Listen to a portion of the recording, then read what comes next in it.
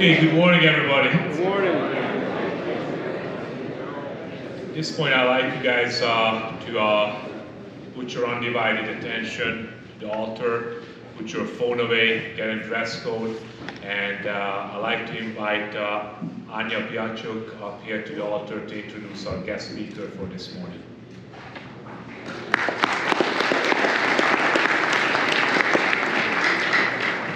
Good morning, everyone. Good morning. My name is Anya Biachuk, and I'm the Associate Director for Polonia Affairs at the Polish Institute of Culture and Research here on campus at Orchard Lake. Now, today we have a very unique opportunity to blend our curiosity about the universe with the rich tapestry of our Polish heritage and the broader quest for knowledge. I am thrilled to introduce our distinguished guest, Brother Guy Consolmagno, coming all the way from the Vatican Observatory. Brother Guy is not just an astronomer. He's a bridge between the ancient and the modern, between faith and science. And it's not every day that we get to meet someone whose job is to explore the stars under the auspices of the Vatican. This year, we also celebrate a milestone, the 550th anniversary of the birth of Nicholas Copernicus, who, as many of you probably already know, is a son of Poland. He turned the tables on how we view the cosmos, proposing that it's not the Earth, but the sun that's at the center of our solar system. Brother Guy will share with us the fascinating work at the Vatican Observatory and how it continues the legacy of thinkers like Copernicus, merging the quest for scientific truth with a deeper understanding of our place in the universe. Now everyone, let's give Brother Guy Consolmagno a warm St. Mary's welcome. I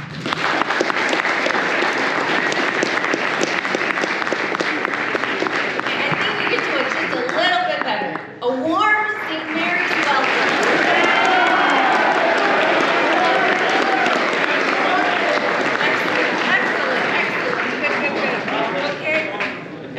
On the exciting journey from Orchard Lake to the edges of the cosmos, Brother Guy Consolmagno.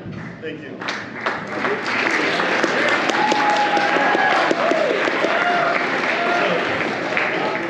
I'm hoping, as you can tell from my Italian name, I'm not Polish. I'm hoping you can deal with my foreign accent. I do come from quite a ways away. I grew up at 15 Mile in Cranbrook. Though I didn't go to school here, I went to school at UD Hyde. And I am now living in Rome as the director of the Vatican Observatory. I am an astronomer. It was about 20 years ago, I had the chance with my colleagues to work at one of the largest telescopes in the world, one night, at the Keck Observatory on the big island of Hawaii. And the way they do that, you apply for a telescope time. If you get the time, you get one night. They fly you out to Hawaii. Now, the Keck telescope is on Mauna Kea. It's at 15,000 feet altitude. And there's no way you could be acclimated in one night. So they have a base camp where you actually do the work. In those days, it was in a little town called Waimea. And that's great, because normally when you go to a telescope, you're on the top of the mountain, you're away from everything, you've got to carry all your food with you. This place, we're in a town that, there was a McDonald's across the parking lot at midnight. We can go out and get something to eat. This is not bad. So we arrive there. We sign up. There's sort of an internet link, only it's dedicated just to us, that we could use. We talk to the people at the top of the mountain. We're ready to start our observing run and observing the colors of objects beyond Neptune. They're called the trans-Neptunian objects. And they say, well, actually, we're not going to open the telescope tonight. It's snowing. Yeah, in Hawaii, it's snowing because they're at 15,000 feet. We flew all that way just to watch it snow on the mountaintop. What are you going to do? So we all go to bed. We drew straws. One person stayed up in case it cleared. It didn't. Next morning, I wake up about 7 in the morning Hawaii time, and I realize it's Sunday morning, and I'm a good Catholic boy, but I'm a brother. I'm not a priest. That means I can't just roll out of bed and say Mass for myself. What am I going to do? well, you know, if the town has McDonald's, maybe it has the other big franchises, so there might be a Catholic church in town. I look up on the internet, sure enough, Mass at 8:30. I walk over to the Catholic church. But this is Hawaii. A lot of visitors, a lot of tourists. The pastor at the beginning of Mass, do we have any visitors today? All welcome from Ohio, and everybody gets up and stands up and introduces themselves. And by the time it gets to me, I get up and I say, well, I'm an observer from the Vatican. Dead silence. The priest is looking a little nervous. No, I'm an astronomical observer from the Vatican. Now that kind of, they got it eventually. How does it happen that a kid from Birmingham, Michigan winds up being the Pope's astronomer? How did I get from, going to high school? Well, you can tell the old gray hair. I'm one of these baby boom types. When I started kindergarten was the year that Sputnik was launched. My last year, my senior year in high school, was the year that people first walked on the moon. How could you not be crazy about space? Plus, I read a lot of science fiction when I was a kid. However, I got into U.D. High, and they said all the smart kids do Latin and Greek. Do you teach Latin and Greek here? Latin, but not Greek. Greek is really great if you're going to be a mathematician because it teaches you how to draw the letters, because they're in equations. I think that's the only thing I remember from that. Anyway, if all the smart kids are doing the Latin and the Greek, and I want to be known as being one of the smart kids, notice I didn't actually want to be a smart kid, I wanted to be known to be one of the smart kids. So I signed up for classics, which meant by the time I graduated, I had no idea what I wanted to do next. Sound familiar? Well, my dad had come from Boston. Boston's got a lot of colleges. And I was, fascinated by the Jesuits. Maybe I'd be a lawyer. Maybe I'd be a journalist. Maybe I'd be a Jesuit priest. I didn't know. So I figured I'd go to the Jesuit school in Boston, which is Boston College, which is a fine institution. And if you want to go there, I have nothing bad to say about it. However, back in the days when I went, I don't know what kids are like today, but certainly 18 years old when I was a kid, there was a lot of interest in, drinking, partying. That doesn't happen anymore. No, never happens. Right. The local liquor store would deliver booze to the freshman dorms. After there was one party where things got a little out of control, and one of the guys had managed to down a bottle of rum in a tin of smoked octopus. And as he was looking for a place to get sick, he's stumbling towards the men's room, and there was the big trash barrel outside. Do I go to the men's room? Do I go to the trash barrel? Where is closer? The trash barrel's closer. But he's thinking men's room. He stops at the trash barrel, takes off his trousers, lays them across the trash barrel, and then gets sick into them. And at this point, I thought to myself, this was not the place for me. I'm a nerd. I want to learn stuff. I don't want to. Plus, the stench of regurgitated smoked octopus is not good. At this point, I had to get out of the freshman dorms. And the girl that I was interested in was dating my roommate, so the heck with that. I had no future there. Life is tough. I figure, okay, the easiest way out is to become a Jesuit. I had no other future anywhere else. So I found a local Jesuit priest, and I said, I want to sign up. And he says to me, well, son, I hate it when they call you son. Well, son, have you prayed about this? I'm thinking, I'm 18 years old. Who prays? Come on. Go to your room, close the door, and ask God. Goofiest thing I'd ever heard. So I go to my room, kick my roommate out, because I was, of course, mad at him, close the door. I'm sitting on the floor, waiting for the voice to come from the ceiling and saying, okay, God, here I am. I have to get out of the dorms. This isn't where I belong. I'm miserable here. And I know they're desperate for priests. They'll take me. They'll take anybody. What am I supposed to be doing here? And I'm waiting for the voice from the ceiling. And nothing happens. And nothing happens. And while I'm waiting for something to happen, a little question pops in the back of my head. You know, if you're going to be a priest, what are you going to be doing for a living? I guess I know what they do on Sunday. They tell everybody else how to live. I'm good at that. But Monday morning, what am I going to do? I guess priests have desks. What's on the desks? Pieces of paper. About what? You know, everybody in that dorm, after they were drinking too much and flunking their courses, they'd come and pour out their problems to me because I seemed to have it together. Because the reason I didn't drink was that the tough stuff tastes terrible. It's like mouthwash. And it's expensive. Imagine the chocolate you could buy for the price of a bottle of, rum and smoked octopus. And all I'm thinking, of course, when these kids are pouring out their problems to me is, of course you got problems. You're an idiot. What do you expect? So what am I going to be doing if I become a priest? I'm going to have to be dealing with kids telling me their problems. And I'm going to be thinking all the time, you're idiots, of course. What do you expect? Which I'm told is not particularly good pastoral care. And I realized, to me, being a priest would be the worst job in the world. So, either I have not heard anything from God because there is no God, and therefore it would be stupid to be a priest, or that little question in the back of my head was God telling me it was stupid for me to be a priest. So that's how I did not become a Jesuit priest. But now what am I going to do? Well, where was I actually happy?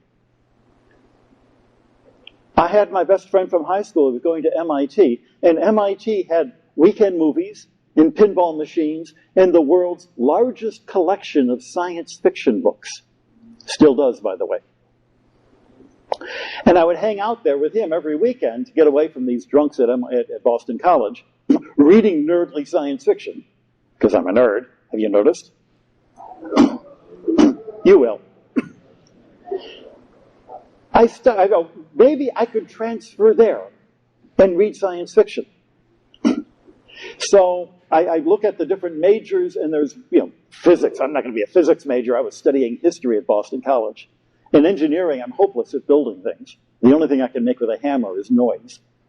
But there was this thing called, thank you, stole that from somebody else. He'll be appreciated that you got a laugh. I did see something called Earth and Planetary Sciences. And planets, that's where people have adventures. So I applied to transfer to MIT. And they say, well, you have to do an interview. I go to the interview, and the guy says, why do you want to come here? And I'm saying, I don't think I'm going to tell him it's to read science fiction. That's not going to fly. But I had been in the high school newspaper. So I said, I'm going to be a science journalist. That was the flavor of the week that week at MIT. They said, you've got to come here. They worked hard to convince me to come. I already wanted to come. The next year, I'm there, discovering that Earth and planetary science is actually geology. I had signed up for the geology department. Like geology is rocks? You're going to look at a rock? What's there to do with a rock? I said, well, yep, that's a rock. There's another one, Then I discovered that there are rocks that fall out of the sky from the asteroid belt, sometimes from the moon. They're called meteorites. You can hold pieces of outer space in your hand. I discovered that geology is a place where chemistry and physics actually occurs in real life, not just in theory or in a lab. This was great stuff. I fell in love with this stuff. I got so excited about it that the professor I worked for had me stick around for a master's degree after I got my bachelor's at MIT. I wrote a thesis about the icy moons of Jupiter. And then they said, go to Arizona where there's the brand new planetary sciences department. I wound up starting out a department. I was the fourth person ever to get a PhD in planetary sciences. From there, I got a postdoctoral fellowship doing this kind of stuff at Harvard. 2 years at Harvard. Another fellowship, 3 years at MIT. By now, I'm a PhD scientist. I'm in the big leagues, except I was like, postdoctoral fellow is the lowest of the low. I was a utility infielder. But I was in the big leagues. And I'm 30 years old, and I still can't get a date. And I'm still wondering, because that little Catholic guilt that they imbued in me back at, Our Lady Queen of Martyrs, why are you wasting your time doing astronomy, worrying about the moons of Jupiter, when there are people starving in the world?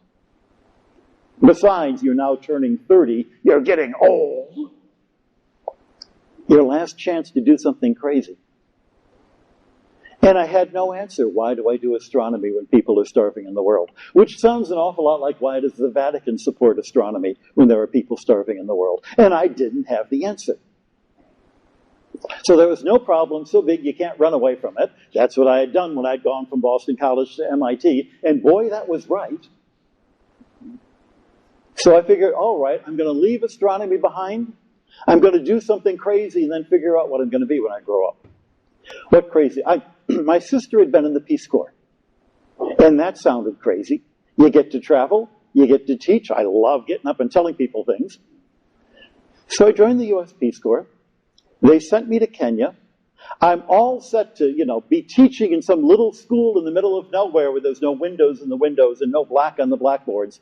And they say, no, actually, we're going to send you to the best high school in the country that has a computer lab. This was 1982, and they had a better computer lab than my high school in UD High had. They had lasers and fabulous things in their physics labs. I taught there one term, and then they said, no, actually, we're sending you to the University of Nairobi where you're going to be teaching astrophysics to graduate students.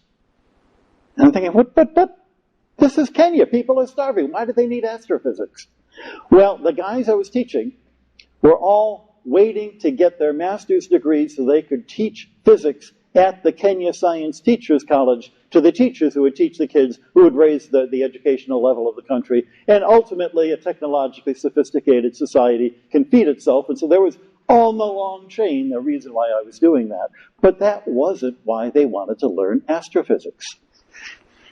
I mentioned I'm a nerd. I brought my little telescope with me. Of course I've got a telescope. It's part of the nerd package. And I brought my little telescope, and I love looking at the stars at the equator. You can see stars there you can't see in Michigan. And I would bring it with me every weekend when I would visit all the other Peace Corps volunteers who were up country. And everybody in the village would come out to look through the telescope, and they'd go, wow, when they saw the craters on the moon. And they'd go, wow, when they saw the moons of Jupiter. Anybody here ever see the craters of the moon through a small telescope? Raise your hand. Yeah, a few of you.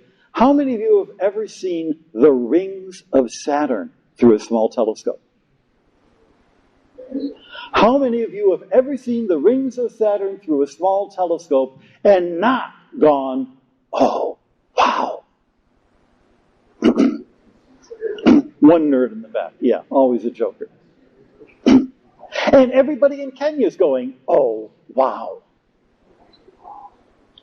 And it suddenly occurred to me why we're doing this. In those days, I had a cat, a very clever cat, much better at being a cat than I could have been.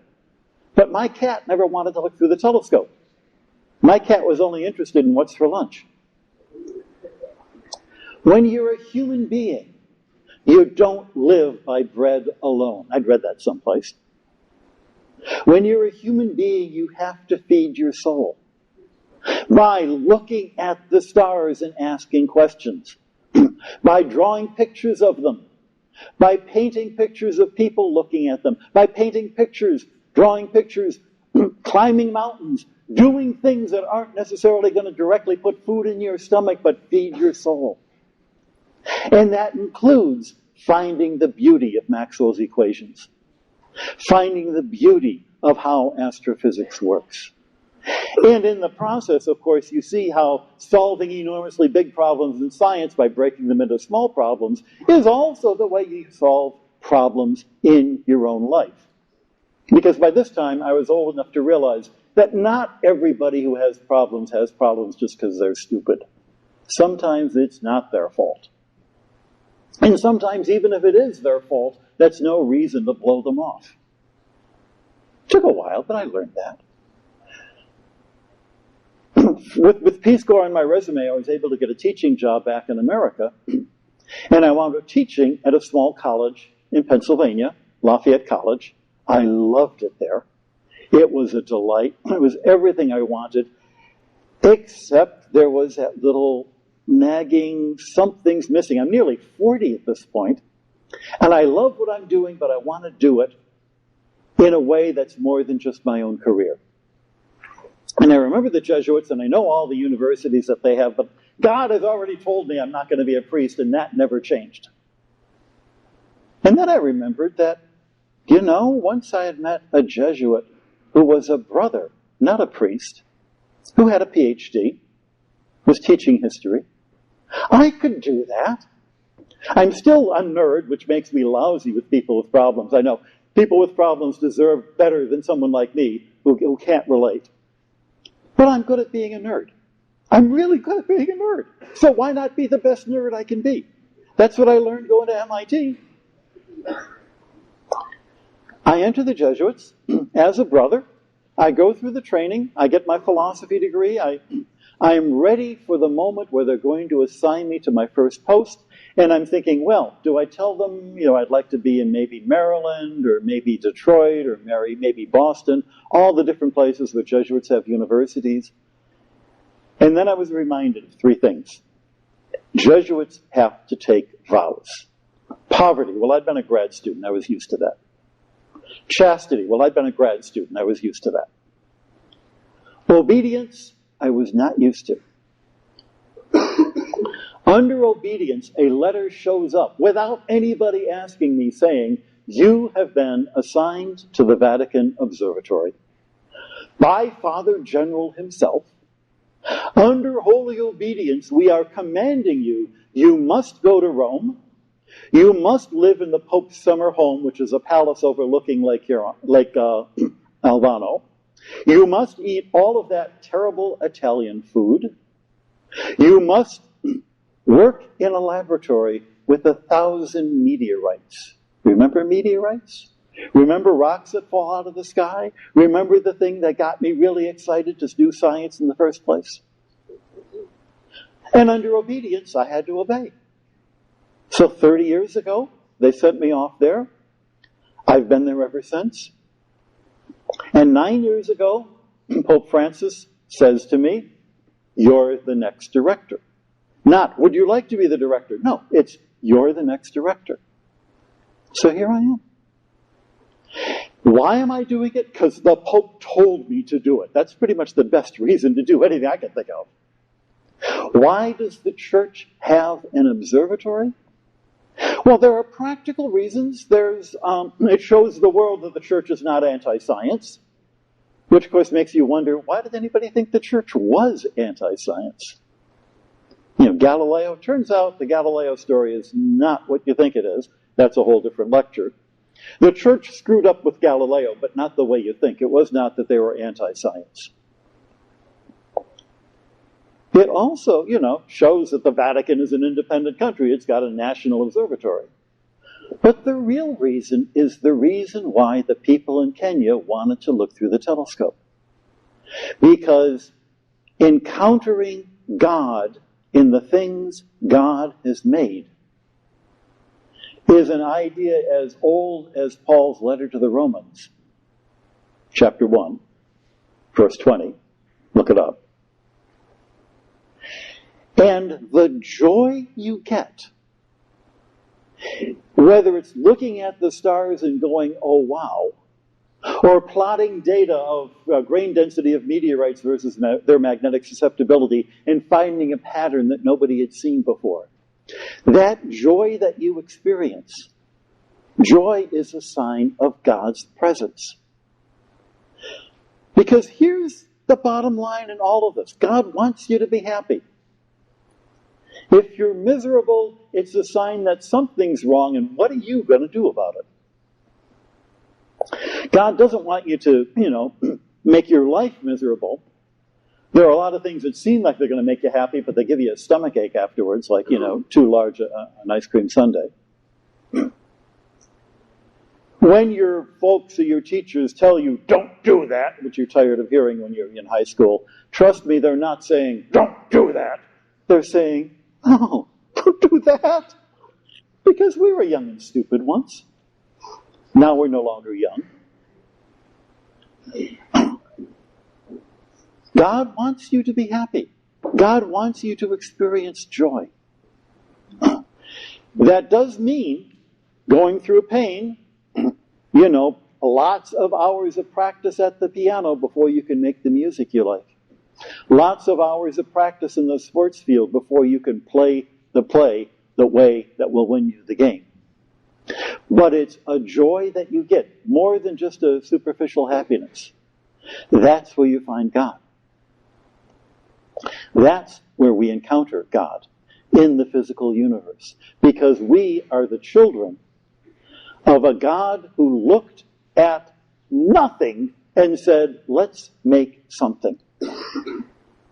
A God who says, the first thing I'm going to make is light so that nothing is hidden in the dark. A God who created a universe as logical as day follows night. A God who looked at every stage of the universe and says, I want this to happen. And at every stage, he says, this is good. I'm told that the line in Genesis can be translated as not just this is good, but yeah, that works. And a God who creates so that the end point of creation, the 7 days outlined in Genesis, obviously the physics of Genesis is 2,500 years old. It's a little obsolete. But the physics of Genesis was what they had borrowed from the Babylonians when they wrote. What's new is the idea that it's a God outside of nature, deliberately choosing to make, making logically, making good. And the end point of creation, the reason why we are made, the seventh day of creation, is to be able to kick back and stop worrying about what's for lunch and look at the stars and make a poem and paint a picture and do a dance and do all of those things that makes us human, more than just well-fed cats. And that's why we have an astronomical observatory. So that's my story. I'll throw it open to you guys. What questions do you have?